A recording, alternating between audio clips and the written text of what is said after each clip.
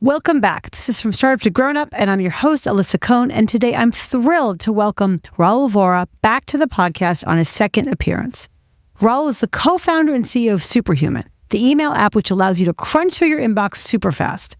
I loved this discussion so much. This episode is all about values and culture. Rahul first explains why values are so important to have at your company, even when you're just starting out. And he goes step by step through the Superhuman process for how they identified their values. You can literally cut and paste his process and do this yourself. Rahul and I also talk specifically about how they assess for values of their hiring process, and then especially how they use values in their execution of the company and the evolution of the product. And we talked about what happened when the company evolved enough to hire a president and what that meant for Rahul to be more divorced from the day-to-day of his company. This is a really practical and realistic conversation on a topic that many can see as fluffy.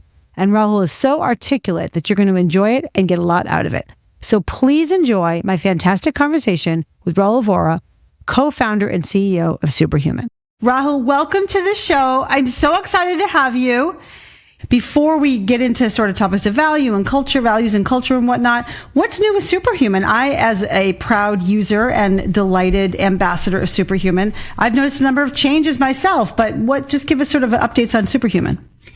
Gosh, well, I think we last spoke at the end of 2021, so it's been some time.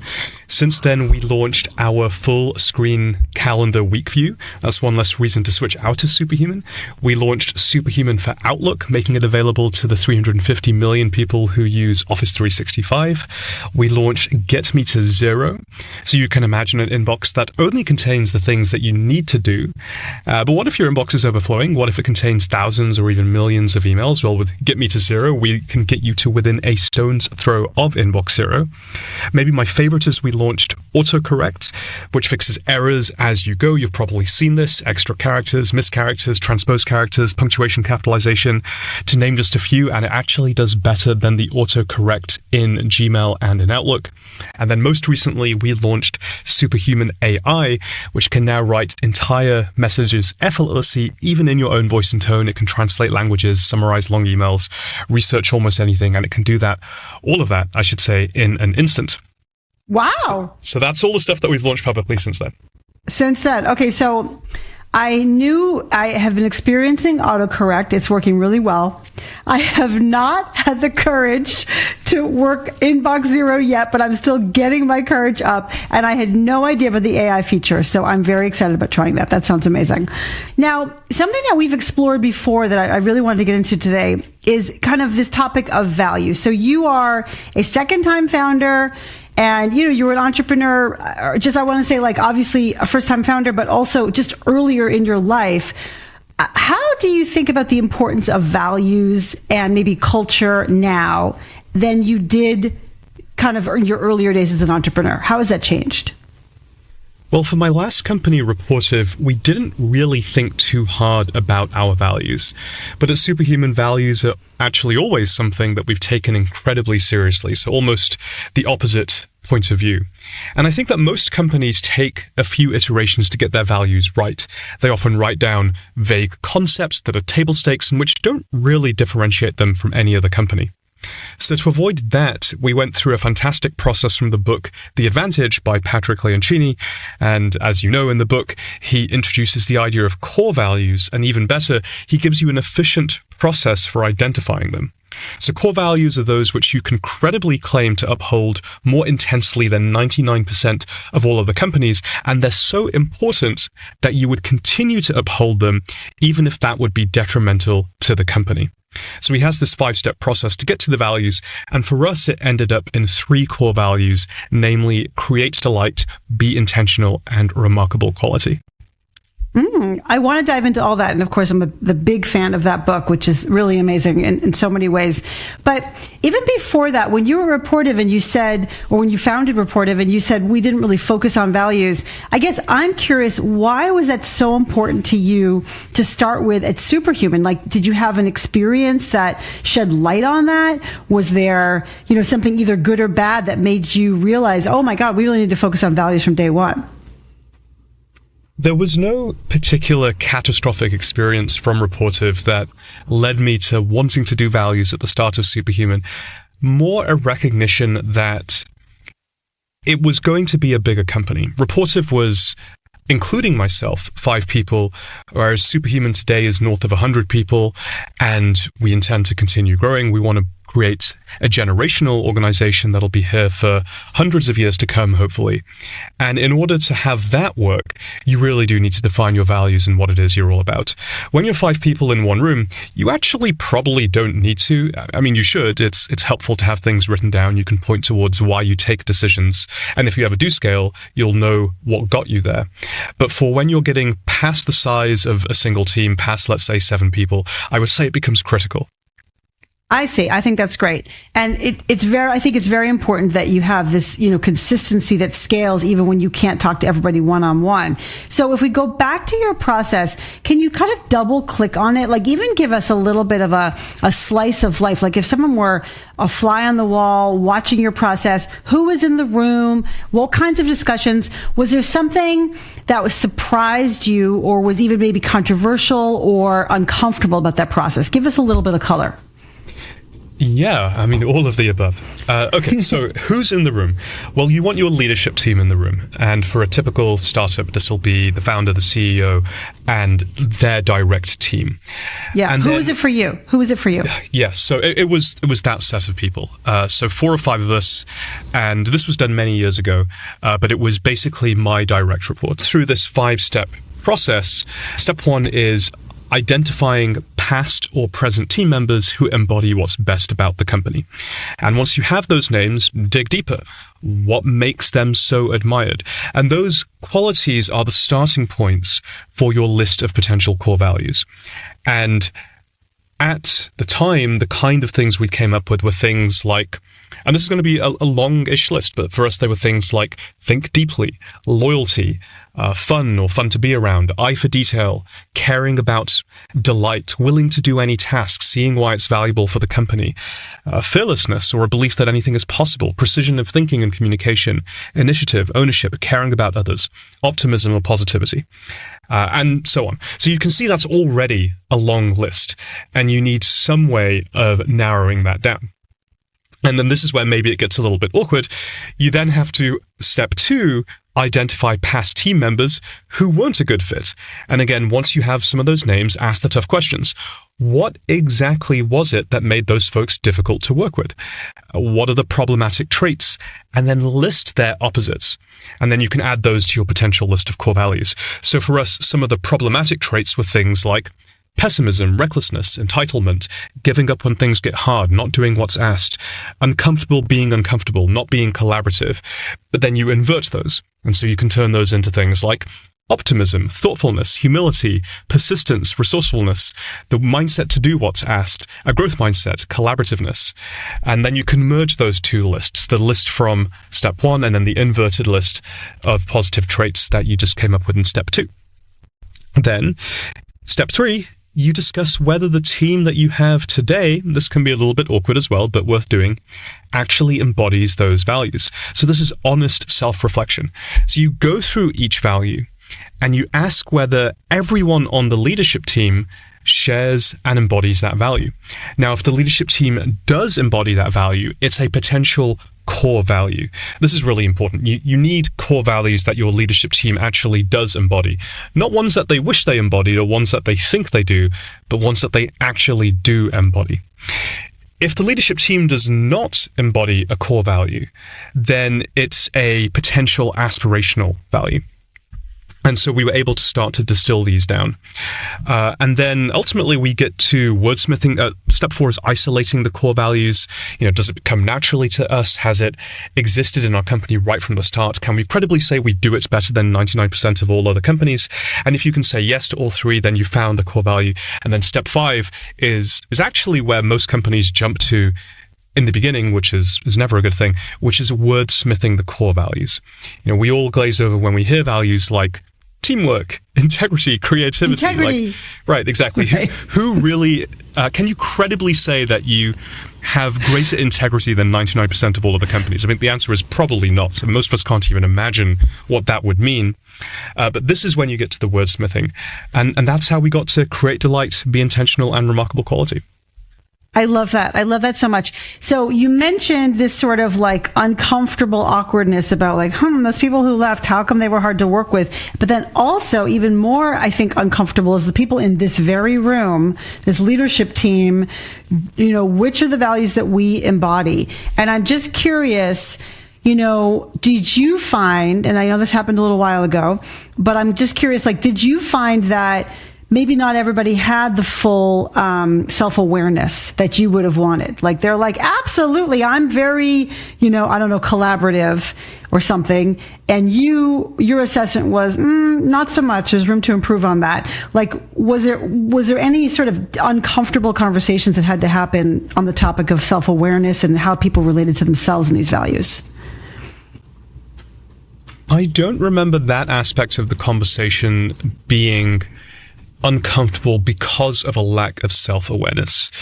We had a list that I think was along the lines of clarity, precision, striving for excellence, growth or self-improvement, efficiency, empathy, impact, taking risks, experimentation, perseverance, create delight, and fearlessness. And it was a group of 4 or 5 of us. We'd worked together for years at that point, so we knew each other really well. We were doing this out of the office. We were doing this in a breakfast setting, so it was very calm. Before the day had an opportunity to take over. And we were just reflecting on what each of us thought we embodied and what we didn't.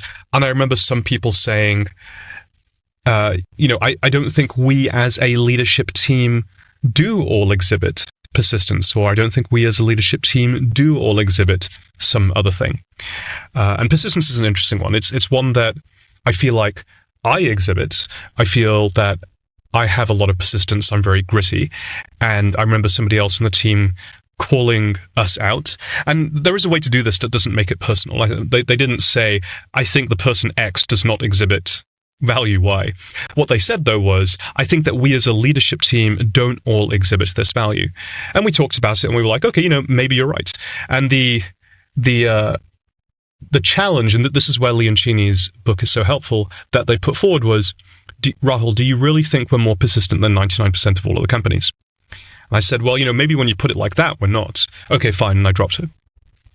Yeah, I see what you're saying. I think that's really helpful to put it like that. So then you had this beautiful list and you got it down to, I think very elegantly worded, that you got to that wordsmithing part, elegantly worded traits and values. And then you're like, ta-da, you come out of the room. And what changes in the company when you do that? Or if nothing changes, what is the impact of having really gone to this is a pretty ornate process you went through. What changes as a result of that process?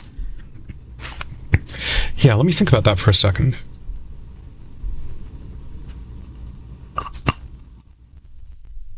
I think, hopefully, not that much, because this is how you've been acting anyway.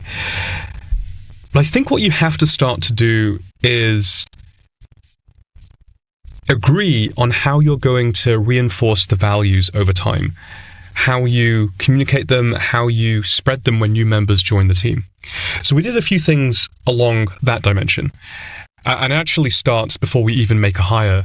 The very first thing we did is describe these core values with a little bit of exposition on our jobs page.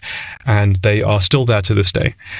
The second thing we did is when you join, it's one of the first things that we actually cover in our Welcome to Superhuman Notion page. Each value is covered in detail, and we have dozens of examples on how we've upheld those in the past. And then the third thing that we did was we made it part of our vernacular. When we were taking decisions that maybe they don't seem obvious, or even when they did, we tied it back to the relevant value. We actually still, to this day, we have a Slack emoji for things like create delight or remarkable quality, so that when other people on the team exhibit these behaviors or we see decisions being made like this, folks can use these reactions to sort of tag those messages and say, I recognize this behavior as creating delight, or I see that this decision is in service of remarkable quality. I love it. So good. You know, what's so powerful about that is the whole point is it's embedded. It's embedded in your Slack emojis. It's embedded in your process. You talk about it. So it's not, the whole notion of it's on the walls, but not in the halls. So you're taking it and making it real life so that people actually live and breathe it, which is kind of the name of the game when it comes to values. How do you interview for values? How do you make sure that the candidate understands them on the way in and also is going to be the kind of person that cares about, for example, creating delight or the different areas? Like, what questions do you ask? So I think, first of all, you say, this is what we look for. This is what we're hiring for. Everyone at the company has these values and cares deeply about them. Here are some examples of ways that we have created delight or that we have pushed for remarkable quality. And then you simply ask for times in the user's history where they've been able to do the same, or a time in the candidate's history, I should say, where they've been able to do the same. Now, not everyone will have had the opportunity to do so. It's a fairly unique company culture that we have, that we actually do put on a pedestal the idea of creating delight, or that we do prioritize remarkable quality. And actually, that's a lot of the reason why folks want to come and work at Superhuman, because they were looking for precisely that, and their existing company is not giving it to them. So if people aren't able to articulate how they've done that at work, we let them articulate how they've done that outside of work, maybe in their personal life or in a side hustle, or perhaps they're able to show us how they've done it in a hobby or in a passion. And if they're not able to do it there, or if they haven't been able to show it there, then the very least that we look for is a very explicit enthusiasm that is the thing that they're looking for, that is why they want to join.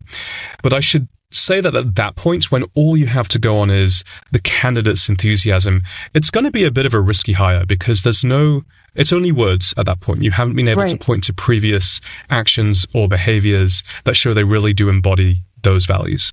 Right, totally. Have you used your values to make difficult decisions, either about people or strategic direction or any other kinds of choices and decisions you've made at the company? Absolutely. An example would be our white glove one-to-one concierge onboarding. And in that case, all three values are at play. Create delight, be intentional, and remarkable quality. I should say that we've actually evolved be intentional. We now call it embrace the extraordinary, but that's a slightly separate story, so we can come back to that. Yeah. And I've seen a lot of companies, especially in our space, which I would broadly describe as productivity, essentially launch badly. In fact, I no longer believe in the traditional launch. Let's say you've built a new email client or a new task manager or a new calendar app. Now, the surface area for these products is absolutely massive. It's bigger than almost any domain you can think of. And what that means is you also get a massive surface area for bugs, as well as massive variability in how users want to use the product. Now, most companies would just launch their app, and because demand for these things tends to be so high, they'd quickly get tens of thousands of users. But guess what?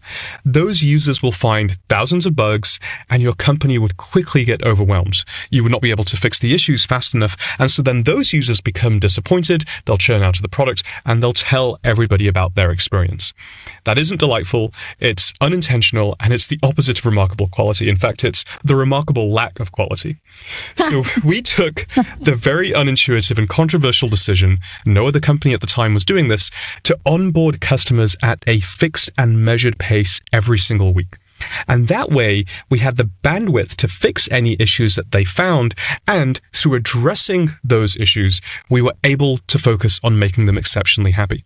And you know what exceptionally happy users do about your product? Well, they remark upon it. And so that's a good example of how we used all three values to end up with a very unusual and widely misunderstood decision.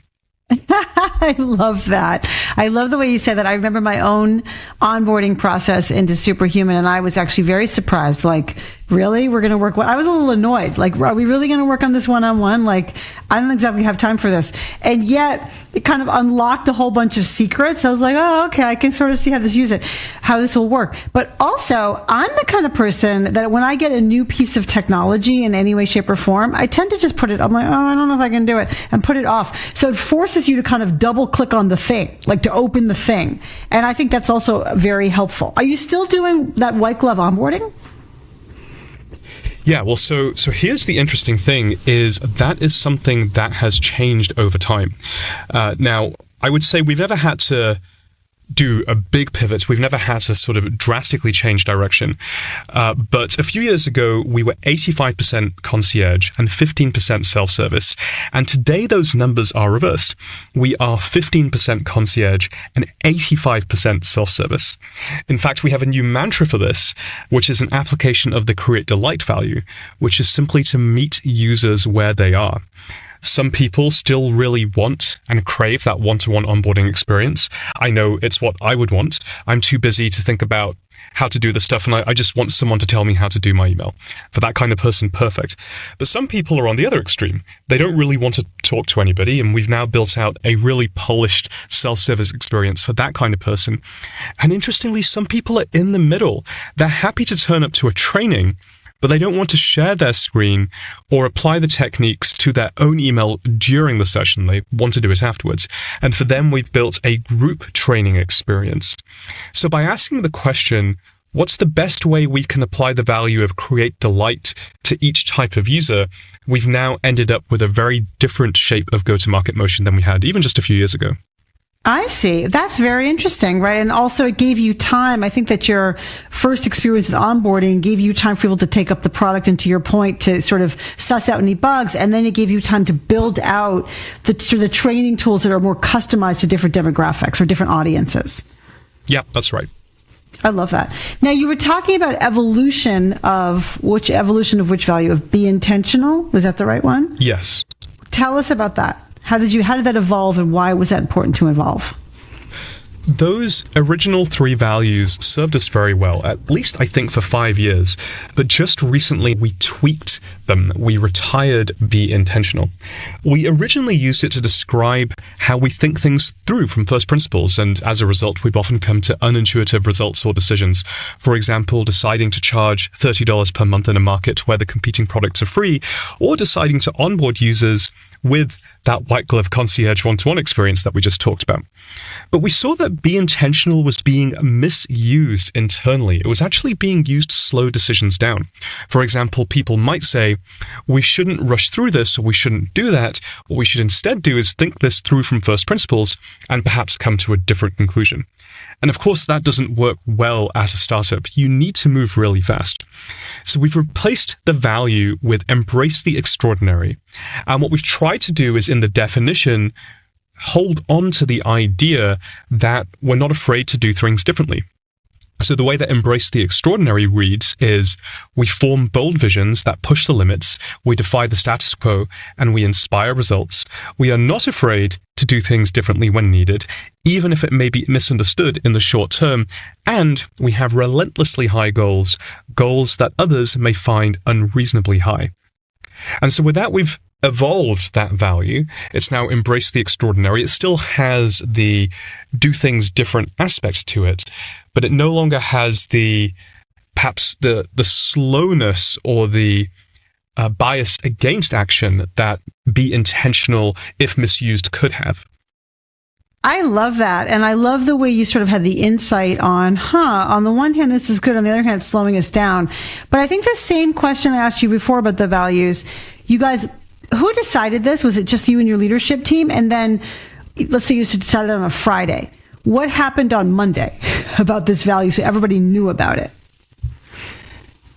It was first brought up over the course of the last year or so. We were trying to diagnose certain things that weren't working as well as we would have liked inside the organization. And the reflection that was brought to me was that, hey, this value is being misused. And I would say, well, that's really weird. Here is how we intended the value to be used. What are you seeing? We'd talk about it, we'd reflect.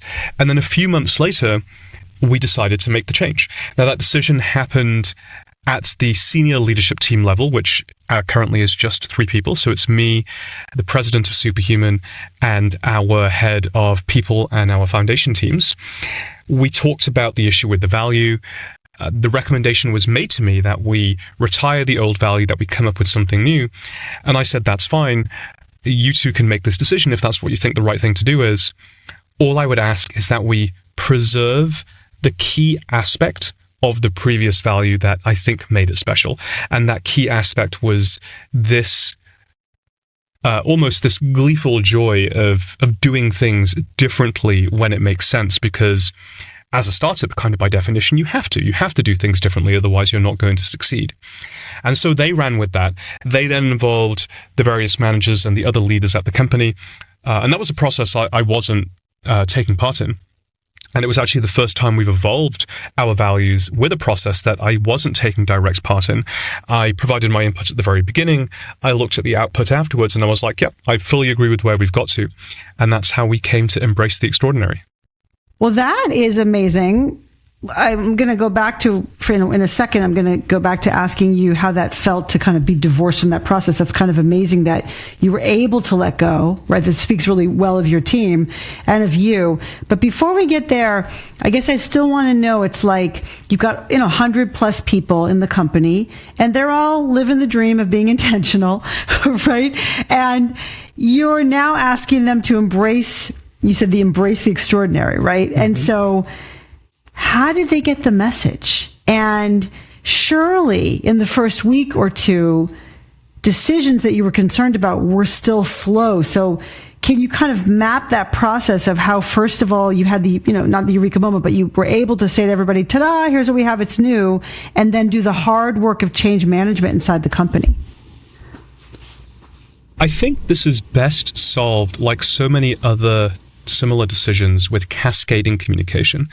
So first of all, the set of people who really needed to know was actually the set of people who came up with this. The leadership team and the managers who collectively took part in an exercise to, first of all, observe, look, we have an issue here with this existing value. Let's align on that. You can't skip that step. That's super important. And then secondly, let's design something better. And because the design process was collaborative, there really wasn't any selling of the value to the people who most needed to internalize it. They were the folks who came up with it. So we then cascaded communication. Those people then go and tell their teams and explain why, the things that they've learned, the reflections that they've had over the course of coming up with this new value. So it was a very simple exercise in cascading communication and in involving the people who most needed to make change, with first aligning on the issue and secondly coming up with a solution. I love it. So good. Cascading communication. So simple. So often overlooked. So useful. So useful. But now if I come back to you being able to give input into the process, walk away, and then come back and get the outcome that, was actually a pretty good outcome that you approved of, that you thought, okay, this makes sense. I guess I'm just curious, was that uncomfortable for you? Were you concerned? Like, this is, you're the founder. This is your baby. You're also, the CEO, the leader. It has to go well. This is an important topic and something near and dear to your heart. Did it feel uncomfortable for you to let go? It actually didn't.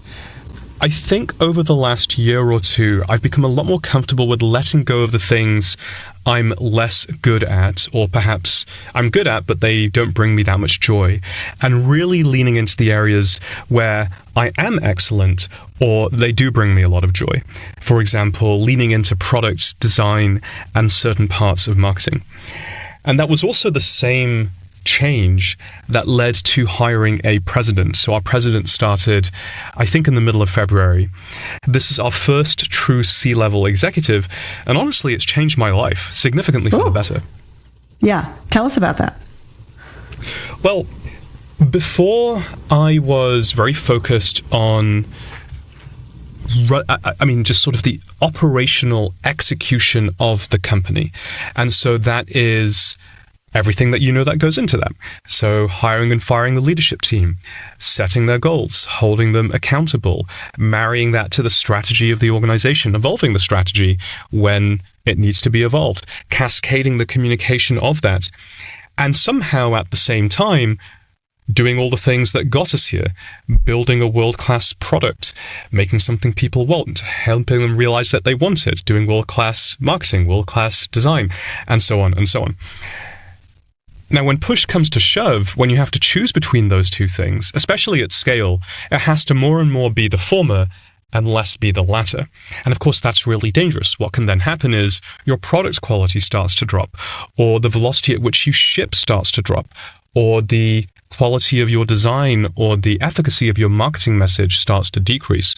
Because the thing that got you here, which is this cohesive understanding and alignment between all three of those things, starts to fade away. And what you instead start doing is just spending all of your time running the company, and probably not particularly well, because, I'm a founder. I'm not a professional manager. I didn't grow up learning how to do that. And I've probably acquired all kinds of bad habits, or at least idiosyncrasies along the way.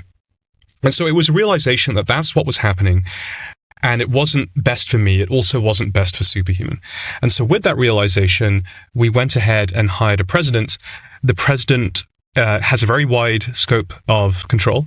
They run engineering, product, and design, as well as marketing and sales, so go-to-market. And alongside them, we have this head of people and foundation. So that is talent, that is HR, as well as finance, legal, security, and compliance. And so I've gone from 8 plus direct reports, I think it was actually more than 8, down to just 2. And then in terms of how I spend my time, it's gone from mostly being in meetings and dealing with personnel issues and all of the stuff I just described, to mostly unscheduled. And what I actually spend that time on is what I used to spend time on, which is product design and marketing. And as a result of sharing this load of running the organization with someone who's much better at running organizations, that has freed me up to focus on these things. We're now shipping much more than we ever used to ship. Our customers are way happier. We're having record weeks. In fact, last week was a record week in terms of the business output of the company. And I think it all ties back to this observation that we should be living in our zones of genius and doing what we do best. I love it. It's so true. But I think it's very difficult for founder, especially founder CEO, to kind of have that realization. I think there's a lot of founder CEOs who think I'm supposed to be able to do that all myself. And it's kind of a sign of weakness to bring on a president. And then I would add, again, it's like, on the one hand, I want to bring in a president. On the other hand, I can never find the right person because I just can't let go of it. There's something going on. What do you think about that? Was it hard for you to come to that realization, or have you seen that with other founders? I think, so you made 2 points there. The first concern is it takes a while to realize that the weakness is present. And the second concern is it takes a long time to find the right person. So for the first concern, it takes a while to realize the weakness is present. I think we kind of always know. I think very few founders are out there saying, I am a world-class manager and an excellent operator. That's true. Just like point blank ask them, are you a world-class manager and excellent operator? They'll probably be like, no, I don't think so. Like, why do I have any credible claim to be so? And then you can ask the question, well, do you think your company needs one? And maybe the answer is no, in which case that's fine. And that's a belief they'll have to sit with for a while. But hopefully at some point the answer is yes. There are some other issues that I think happen. Issues like, do we deserve one, or is it the right time? And we hired a president early. Most people wait until they're much later stage than Superhuman to hire a president or a COO. And so that was actually the thing I had to get over. It wasn't the question of, am I good at this? I'd known for a while I wasn't. It was, can we actually credibly in market go and hire someone excellent? And for the longest time, especially during the zero interest rate years, I thought the answer was no. And so the market does have to align. Part of what made me believe it was possible was in November of last year, I could see the entire startup market just crumbling, right? The growth funding had basically come to a halt. And as a result, I saw the executive talent market starting to turn over at a rate that I honestly had never seen. And so people who simply wouldn't return our call a year prior were now inbounding to us, which I thought was crazy. Okay, something is happening here in the executive talent market. Maybe we can really punch above our weight. Maybe we can hire someone who is phenomenal to come in and help us build this company. And so we went out to market, and that turned out to be true. Like, we were able to speak to candidates that even a year ago we wouldn't have had a chance of talking to. And so that also then addresses the second concern, which is it going to take a really long time to hire the person? In our case, it didn't. We were actually able to hire the person relatively quickly, all things considered, especially compared to how long it was taking to hire executives during 2019, 2020, and 2021. Yeah. Now, it's still not easy. You still need to find someone with whom you have amazing chemistry, someone who is a missionary, not a mercenary, and someone who agrees with your proposed split on time.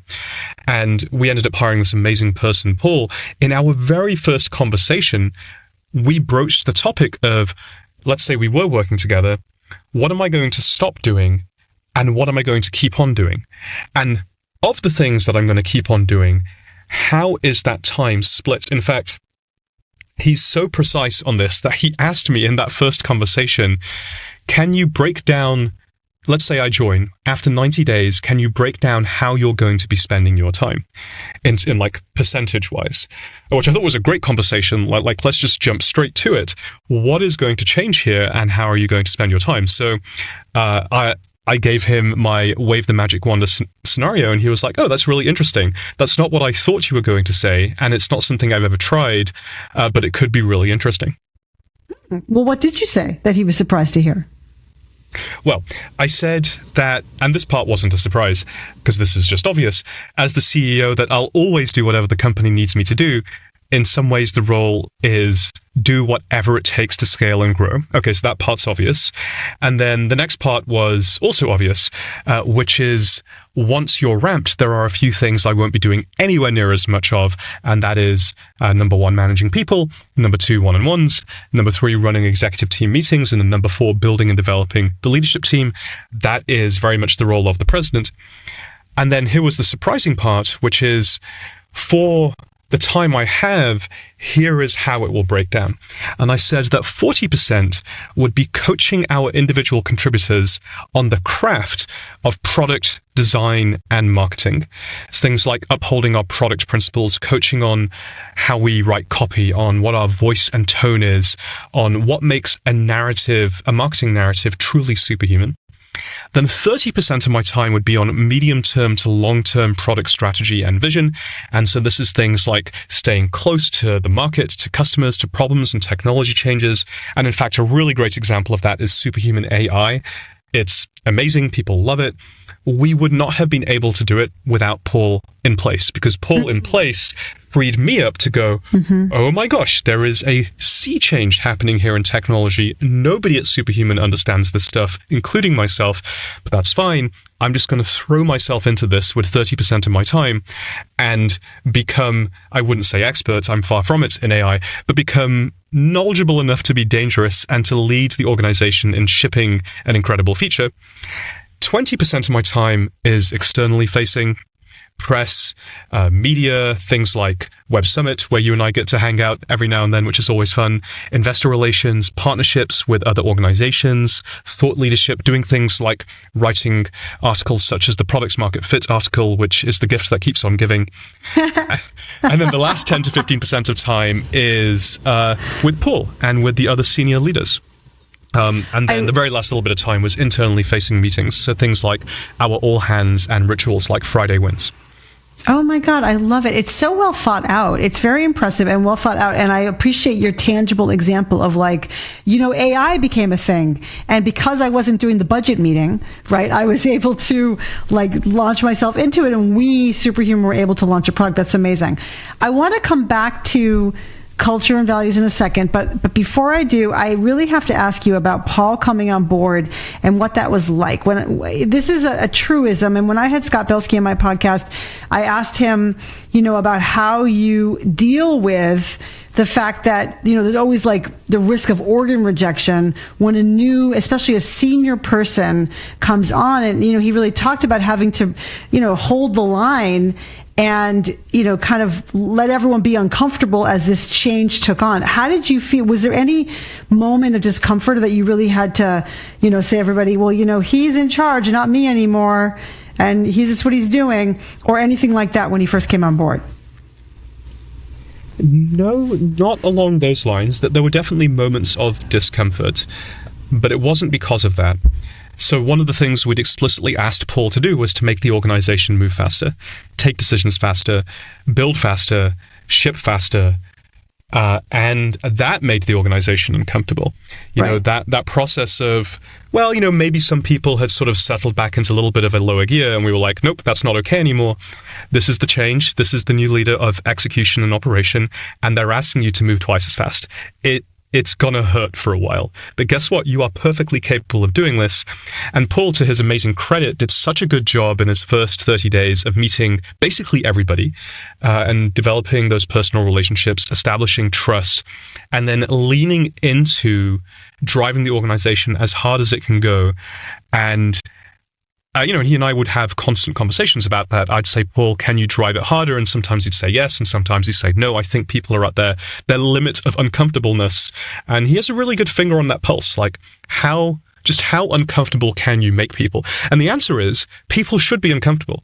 Because if they're not, you're just kind of chugging along in a steady state. So whoever has Paul's role, whether it's the CEO, as it often is, but it's also often the COO or the president, needs to be pushing so that people are operating at the right level of uncomfortableness. You know, your goals shouldn't be easy. You shouldn't be sort of achieving everything. Equally, you shouldn't be achieving nothing, but everyone should be uncomfortably striving to achieve really ambitious goals. Yeah, totally agree. It's like you want to have people bend but not break, and sort of finding that right balance. Exactly. For sure. Did anybody, especially with some of the older employees, come to you as like an I don't want to say end run, but like come to you to say, you know, Paul's a little pushy, or anything that they came to you about where you really had to say, you know, actually, he's the one who's in charge now, and I'm support. In fact, I'm asking him to go even faster. I'm asking him to make you more uncomfortable, so don't come to me. That did not happen. And we preempted it would happen, that it might happen, or that in the worst case it happens in some kind of public forum, like an all hands, where someone says, well, Mom said this, but Dad said that. Right? Okay, you guys duke it out. And we agreed that if that ever happened, that we would not disagree in front of the company, that we'd sort of take it offline. But amazingly, it has not happened. That's impressive. Yeah, that's really great. And probably, as you said, a testament to Paul and maybe his skill in sort of having his finger on the pulse. That's amazing. So if I sort of come back to, we've had this long conversation about values, and we really haven't actually explicitly talked about culture. And I think I have a little bit of a pet peeve around culture, which is when I ask anybody about culture, they immediately go into, we like each other, we hang out all the time, we're friends outside of work or whatever. By the way, there's nothing wrong with that. It actually, I think rapport and good feeling, good relationship and liking each other is actually a great, really important tool in getting work done. But it's not really culture. It's not the totality of what culture is. How do you think about sort of the word culture, and how would you describe the culture of Superhuman in light of the things we've talked about relative to values? I would say that if values are how we act and take decisions, then culture is the environment that we create to reinforce those values. So, for example, how do we reinforce the value of create delight? One of the most powerful cultural ways to do that is this ritual that we have called Friday Wins. Every Friday, we get the whole company together to celebrate the wins from the week, which by itself is not unusual. I think a lot of that is startup best practice. You have to celebrate the wins as you go. However, at the end of every Friday Wins, I or one of our team will celebrate the word of mouth viral moments from that week. So we literally read out loud, reenact every tweet about Superhuman, every LinkedIn post, every TikTok video. And that sends a clear signal that actually word of mouth virality is the most important thing, to the extent that we will end our wins celebration by going through all of the word of mouth virality. And how do you get word of mouth virality? Like, what is the fundamental root cause of it? Well, it's remarkable quality. It's delighting users. It's making something so striking, so compelling that people can't help but talk about it. And what I love about that example is it can be traced back to every part of the company. Obviously, product design, engineering, those folks get called out all the time, but just as consistently, our customer-facing teams, like support, sales, and success, they get called out by our users in social media. And we even every now and then get call outs for folks like our recruiting team. We've had candidates that we've said no to publicly say how amazing we were when we did that and how we were the only company that gave real substantive feedback whilst still saying no. They had a delightful experience. They had a remarkable quality moment. They went to social media. They put this out in the world. And so we celebrate it at the end of the week. So this is a good example where if you want to have a company where the most important thing is creating delight, remarkable quality, embracing the extraordinary, you actually have to create a culture that celebrates it. I love that. That is so impressive, especially to your point about sort of candidates feeling like they were so well treated that even if it didn't work out, they're able to be ambassadors for you. That's quite beautiful and very unique, very distinctive, I have to say. Now, how do you think that culture, I love when you talked about sort of creating the conditions for these to happen, for these values to sort of be brought forth and to come to light. How do you think that culture expands or develops as new people join the company? Do you have examples of things that you can think of? It definitely changes. You will, for example, get subcultures within certain groups or departments. And in many ways, that isn't a bad thing. For example, you would probably expect your sales team to have a somewhat different culture to your engineering team, to pick just one example. But in some ways, it can also be risky. You need to ensure that even if there are pockets of certain types of behavior, everybody knows and upholds the core values. You also need to ensure that as you onboard new hiring managers, they continue to uphold the pay-to-play hiring values, which we haven't really talked about. But in addition to our 3 core values, we also have 4 hiring values against which everyone is screened. And we actually had a time in our past when our hiring values were not explicit, they hadn't been written down, and that did cause a drift in the kind of person that we hired.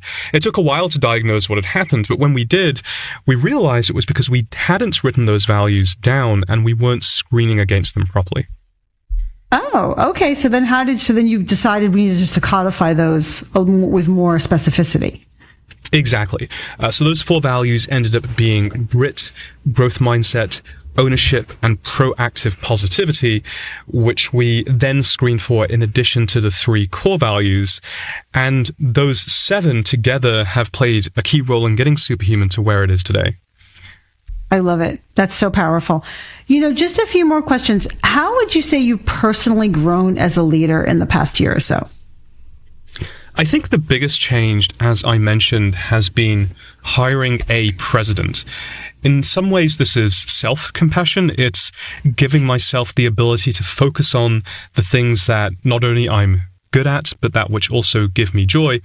But also, it's just developing the trust that other people can and will do a great job. And sometimes that's hard, especially if you've had a checkered set of results with executive hiring, and we definitely have. I don't think our odds are any worse than most startups, but the numbers for most startups. It turns out that 30 to 40% of executive hires simply don't make it, and they're fired very early into their tenure at a company, which is a shockingly high number. And it takes an emotional toll. And if you're going into that for the first time, you may not be ready for that, because actually what you've probably had to do in the early days of the company is put up with quite a lot of stuff, put up with personality issues, collaboration issues, performance issues. You just have to get from A to B, from B to C, but eventually you have to switch how you run the company. And it's almost actually an immediate gear flip where you go from, okay, we have put up with these behaviors in the past because we just needed a team. We needed a team when there was nothing to believe in, to, okay, we now have all the money that we could, or that we needed to raise. We have a brand, we have a product that people love, we have a scale and go-to-market. Really, what it comes down to now is operational execution. So all the things that we used to put up with, that we used to tolerate, we're not tolerating that anymore. And I think that's a hard transition for founders to go through, especially when their lived experience is the former. Yeah, I think that's such an important element to realize that you kind of earned the right at some point to then hire people and then have certain higher expectations for them. And I think that's part of the journey of every startup founder. What advice, Rahul, would you give to other startup founders? Oh, gosh. Let's see. I would say that many startups have been through a tough year or two over the last 2 years. But despite that, it really is one of the best times I can remember to build a startup. Let's say you're starting to build something around now. Once your product becomes more mature, the economy will be improving. We've seen at Superhuman already that companies are starting to buy more. From our point of view, it looks like we're well past the slower months of Q4 last year was fairly slow. Q1 this year was really slow, but things are heating up again. And like I said, in fact, last week was a record week for us. Amazing. Start now, startup founders. This is the moment. This is your moment. And last question, what do you wish you had known earlier on your journey? Well, I was told this lesson often and early, and it's really what we just talked about, but somehow I refuse to take it on board, which is when things aren't working out with a leader, stop, have the hard conversation, and then move on. And don't do what I've done in the past, which is let things drag on for quarter after quarter.